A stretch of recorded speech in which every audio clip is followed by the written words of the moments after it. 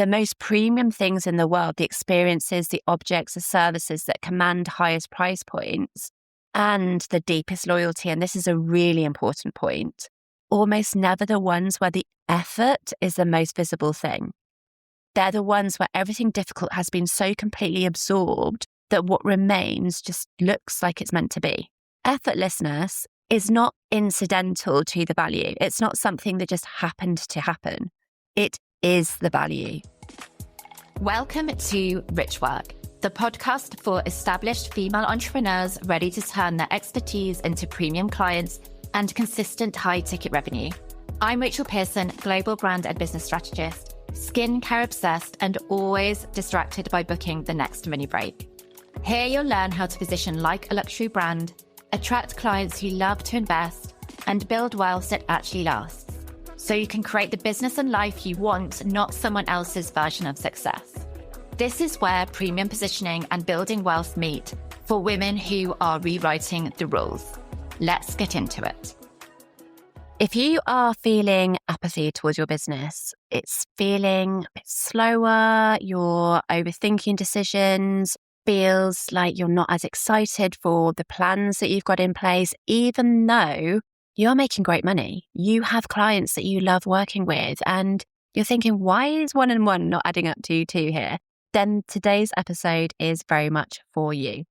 In today's episode, we are going into something that I think is misdiagnosed a lot in the premium coaching and high ticket space. And because it gets misdiagnosed, the solution that people often reach for makes the problem worse. Here's what I see happening. You are doing great work. You love the work, and it still feels like it's like this slow drip is happening. Like somebody's left the tap on and there's this like drip in the background where it feels like your energy just getting drained bit by bit. And even when, your revenue goes up, even when you're selling more, you're moving through things, you're doing stuff, it still doesn't feel like that's lifting. And what I see is diagnosed a lot when this is happening is people say, oh, you are overworked. The lack of boundaries is there. You're on the verge of burnout, moving towards that direction. And it leads people to then do less to protect their energy. Understandably, right? We want to pull back if we think, well, this is because I'm giving too much out there, then I should be pulling back.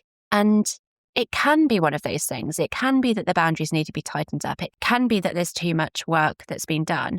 But in most cases I see, that's not what's happening. The exhaustion, the feeling of that slow drip of energy going isn't coming from too much work. And I often see it with clients as well, because they are women that get really lit up. When they're in the work that they do, they could just go for days and days and days. And it's like, they forget what time's like. They forget to eat, not because they're just in it so much. They are not women that shy away from doing hard work, but it's not that they are doing too much. It's this one thing.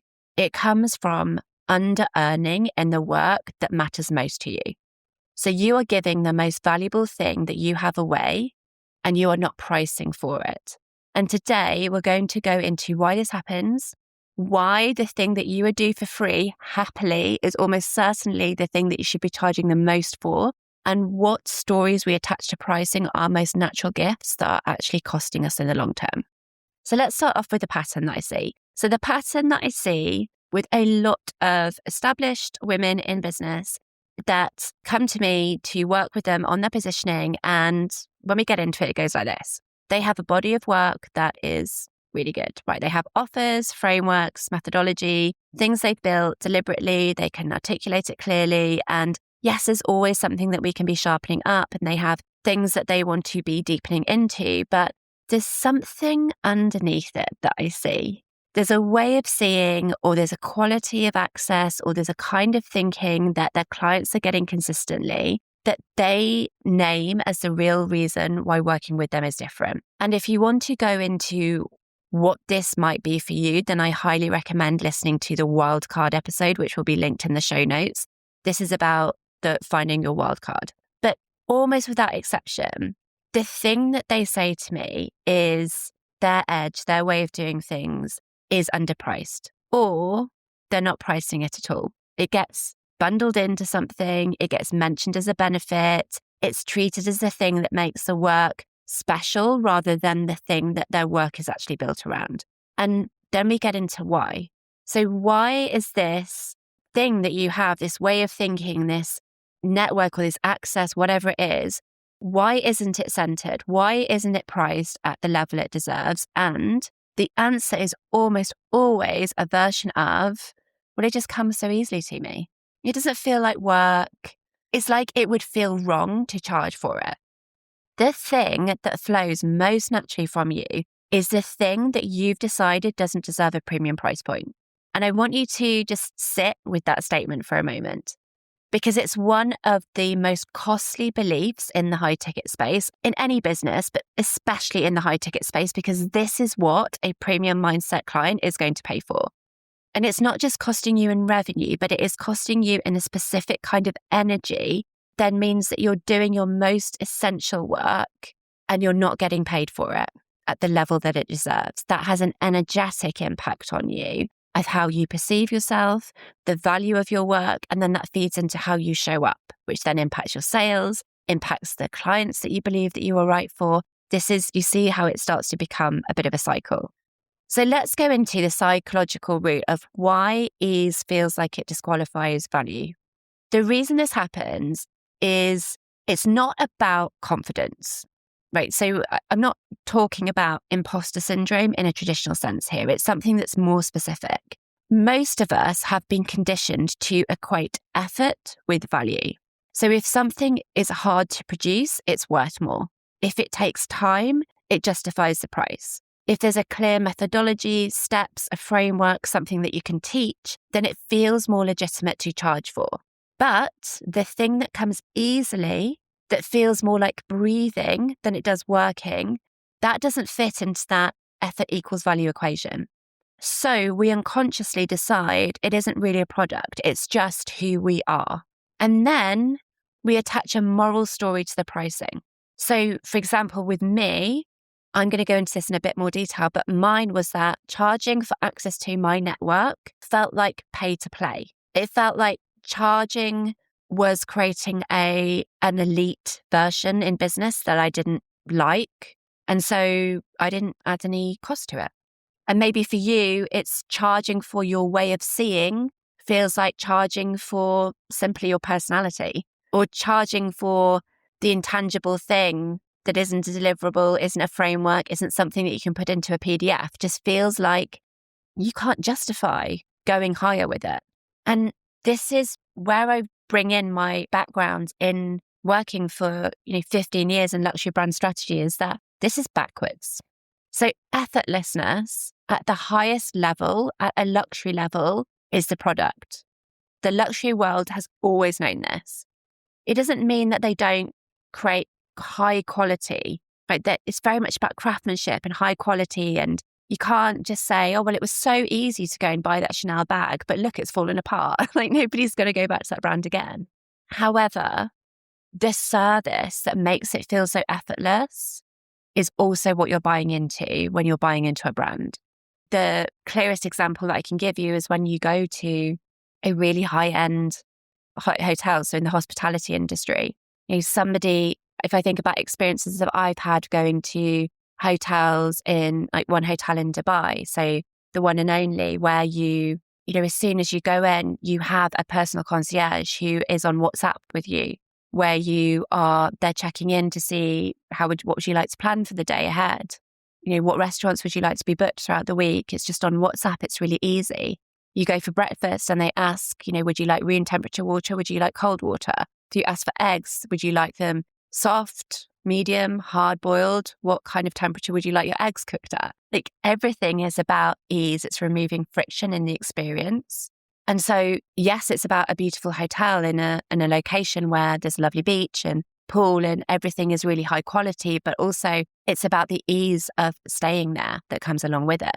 The most premium things in the world, the experiences, the objects, the services that command highest price points and the deepest loyalty, and this is a really important point, is that this is a type of experience that makes somebody just really fall in love and get obsessed with the way that you do things.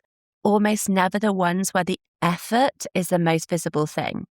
Like those hotels are not selling based on how many pools they have or how, like the square foot of the room. They're the ones where everything difficult has been so completely absorbed that what remains just looks like it's meant to be, like it could only have ever been this way.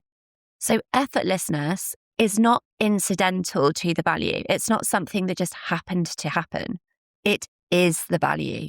It's the proof that someone has operated at this level for long enough that the hardest parts have become second nature. You cannot fake it. You cannot manufacture it. And you absolutely can charge for it. So let me go more into my own version of this to give you an example to work with. So I mentioned just before that mine was around my network. So I have a network, a really strong network. I don't just mean in a LinkedIn sense, but in the sense of relationships that I've built over almost 20 years across luxury brand strategy, across the business world, across spaces that most people in the coaching industry don't move through.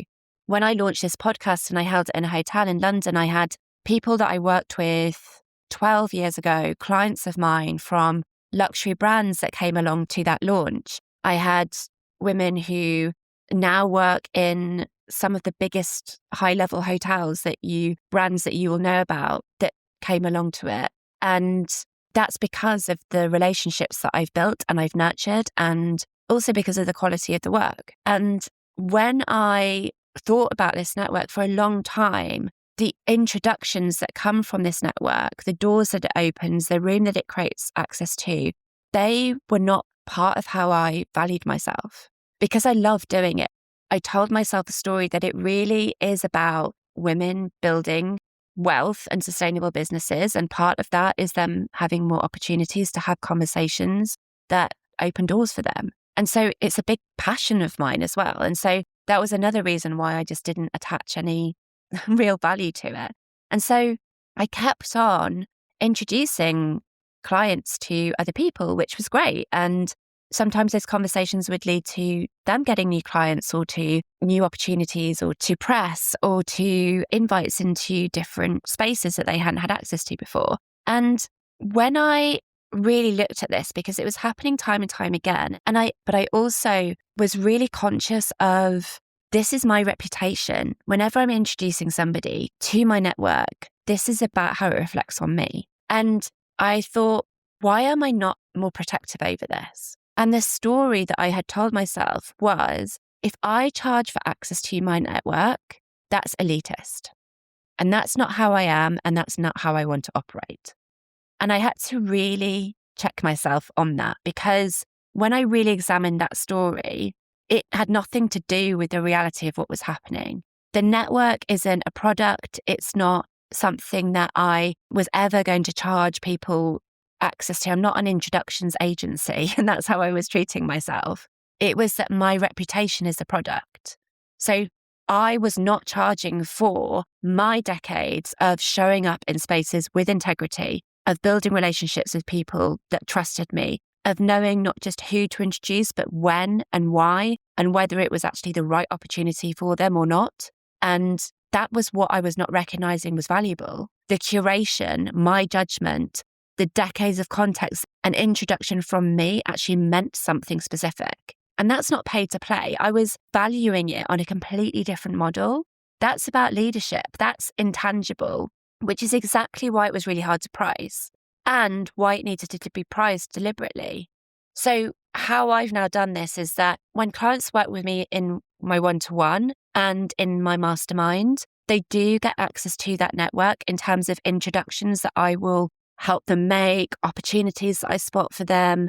And it's not because I'm charging separately for the introductions, but because I charge appropriately in those spaces for everything that I bring. Not just the strategy, not just the let me look at your content, not just the number of coaching calls that we're doing or the retreats that we go on, but the intangible that I bring. And the network is part of that. It sits inside those spaces and it's priced for the full depth of what I provide, not just the deliverables that I can itemize out on a sales page. So I stopped charging for the introductions and I started charging for my reputation. That means that the introductions mean something. And so I want you to think about this for your business, because I think that there is a piece that doesn't get said enough in the online service space, which is when you underprice the thing that flows most naturally from you, you don't just lose revenue, you are actually creating a dynamic where your most valuable work lives inside your lowest priced offers.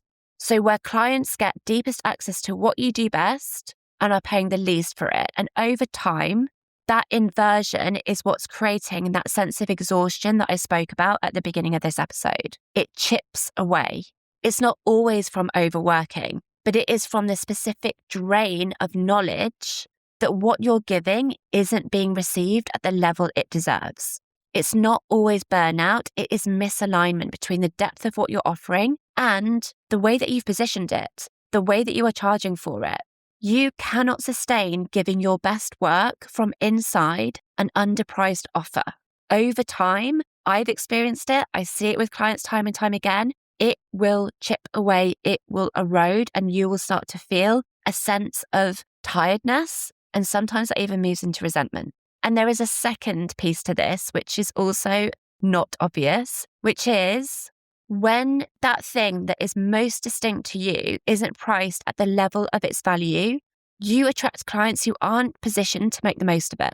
And it's not because they're wrong people, like bad clients, but because the price signals a level that is off.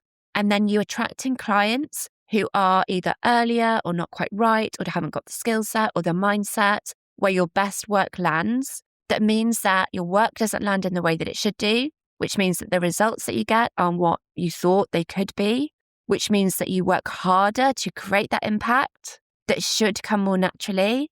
And then that also creates that sense of exhaustion, tiredness, draining in your business, even if you've got a higher number of clients and you're making more money. So how do you start to identify the thing that you've been underpricing? It is almost always the thing clients mention when they refer you. Not the methodology, not the framework, but the thing that made working with you feel categorically different from working with anyone else. So I had this last week as I'm recording this episode. I did a client strategy day, a VIP day, and she has worked with a lot of coaches, a lot of different mentors, had results in some places, not so great in others. But she sat opposite me and she said, I have never had a conversation at the level that we are having a conversation now about my work, because nobody has ever got it in the way that you see it. Nobody has got the depth of it. Nobody has the commercial acumen to be able to talk to me at this level in the way that we are speaking. And that was the biggest thing that she took away from that whole day. Even though we went through her offer suite, her pricing, we went through marketing strategy, we went through ideal client work, we did all these tangible things. She had 8 pages of notes and a 30-day plan that then went into a 6-month plan. She had all of the things to take away. But in a voice note following the day, she said the biggest thing for me was you seeing and reflecting back to me that this work is for people like you, that you get it, that you hold it at a level. I've never had a conversation like that before. That's not what I gave her. It's who I showed up as. And that's the thing that clients refer me for as well, is the level of conversation, the sharpness that I can see things. So what is it that comes up in testimonials and you don't quite know how to use it in your marketing because it's not that obvious, oh, this is the result that she got? What surprised them about working with you? It's harder to categorize. So it's things like being in her network changed everything, or like the level of conversation, or the way that she thinks about this is unlike anyone I've worked with. It's the thing that you do that you've never built a whole offer around because it feels too intangible, too personal, too much like you're just being yourself. And it is the thing that you would spend all your time doing if revenue wasn't a consideration. That is one of the clearest signals of all. So the work you would do for free is usually the work that you could charge the most for, but you are bundling it up and maybe even charging the least for right now.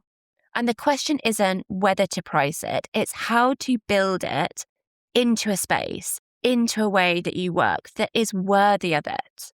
So my example is that I built my network into my one-to-one and into my mastermind, which, yes, made some other decisions for me, like I don't do introductions now outside of those spaces. I can do it when, I go to multiple events, or I've always spot opportunities and I think, oh, that person would be really good to connect with that person.